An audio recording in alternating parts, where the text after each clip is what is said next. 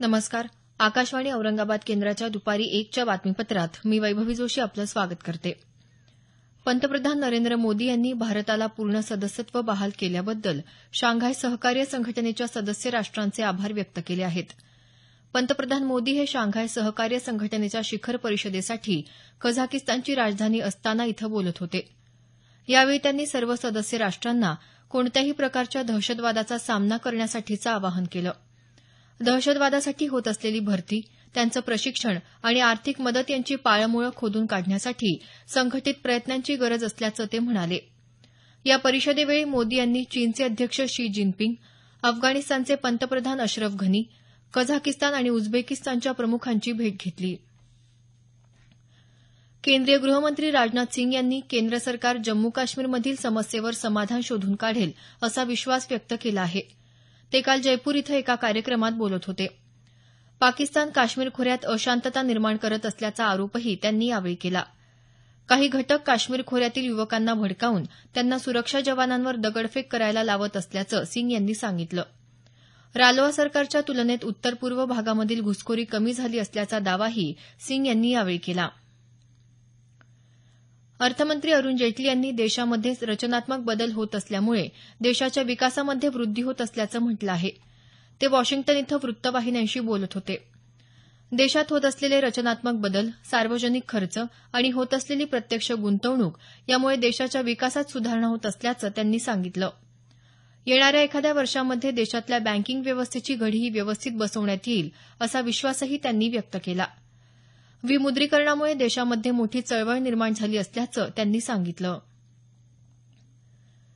जम्मू काश्मीरमधल्या गुरेज सेक्टरमध्ये दहशतवाद्यांचा घुसखोरीचा प्रयत्न लष्करी जवानांनी उधळून लावला.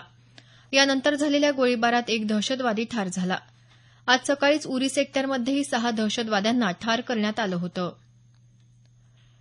केंद्र सरकारच्या सुमारे 50 लाख कर्मचाऱ्यांना जुलै महिन्यापासून 7व्या वेतन आयोगातल्या शिफारशींचा लाभ होणार आहे. याअंतर्गत कर्मचाऱ्यांना घरभाडे भत्त्यांबरोबरच इतरही सुधारित भत्ते दिले जाणार असल्याचं सूत्रांकडून सांगण्यात येत आहे. 1 जानेवारीपासूनची आकडेवारी पाहता या शिफारशींनुसार भत्ते न दिल्यामुळे केंद्र सरकारची सुमारे 40,000 कोटी रुपयांची बचत झाली आहे. मात्र याबाबतची नुकसान भरपाई कर्मचाऱ्यांना दिली जाण्याची शक्यता वर्तवण्यात येत आहे. या शिफारशींनुसार मूळ वेतनात सुमारे 24% वाढ होणार आहे. राज्य माध्यमिक आणि उच्च माध्यमिक शिक्षण मंडळातर्फे मार्चमध्ये घेण्यात आलेल्या इयत्ता 10वीच्या परीक्षेचा निकाल परवा 12 जूनला जाहीर होणार आहे. 17 लाखांहून अधिक विद्यार्थ्यांनी ही परीक्षा दिली होती. मंडळाच्या अधिकृत संकेतस्थळावर विद्यार्थ्यांना निकाल पाहता येईल. औरंगाबाद जिल्हा मध्यवर्ती सहकारी बँकेनं 52 सहकारी संस्थांना बनावट कागदपत्रांच्या आधारे तब्बल 8.5 कोटी रुपयांचं कर्ज माफ केल्याप्रकरणी बँकेच्या संचालकांसह विधी अधिकारी, सीए आणि सहकारी संस्थांचे अध्यक्ष सचिव यांना 2 दिवसात अटक करावी अशी मागणी तक्रारदार सदाशिव गायके यांनी केली आहे. 2011 ते 2014 या कालावधीत संचालक मंडळानं बँकेचे विधी अधिकारी आणि चार्टर्ड अकाउंटंटशी संगनमत करून बनावट कागदपत्रांच्या आधारे या संस्थांचं कर्ज माफ केलं आहे. ही बेकायदेशीर कर्जमाफी स्वतःच्या आर्थिक फायद्यासाठी करताना सहकारी बँकेच्या सभासदांची आणि शेतकऱ्यांची फसवणूक करण्यात आल्याचा आरोप तक्रारीत करण्यात आला आहे. आरोपींवर गुन्हा दाखल करण्यात आला आहे. 2020 मध्ये टोकियो इथं होणाऱ्या ऑलिम्पिक स्पर्धेत नवीन खेळ समाविष्ट करण्यास आंतरराष्ट्रीय ऑलिम्पिक समितीनं मान्यता दिली आहे. या खेळांमध्ये महिला आणि पुरुष यांच्या एकत्र खेळांचा समावेश करण्यात आला आहे.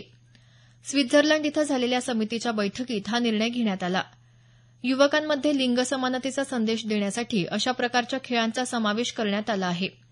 ज्युडो, टेबल टेनिस, बास्केटबॉल आदी खेळांमध्ये मिश्र दुहेरी प्रकार खेळवण्यात येणार आहेत. लंडन इथं सुरू असलेल्या आयसीसी चॅम्पियन्स चषक क्रिकेट स्पर्धेत आज ऑस्ट्रेलिया विरुद्ध इंग्लंड सामना होणार आहे. भारतीय वेळेनुसार दुपारी 2:30 वाजता सामन्याला सुरुवात होईल. काल झालेल्या सामन्यात बांगलादेशनं न्यूझीलंडचा 5 गडी राखून पराभव केला. याबरोबरच हे बातमीपत्र संपलं. आमचं यानंतरचं बातमीपत्र सायंकाळी 5:25 वाजून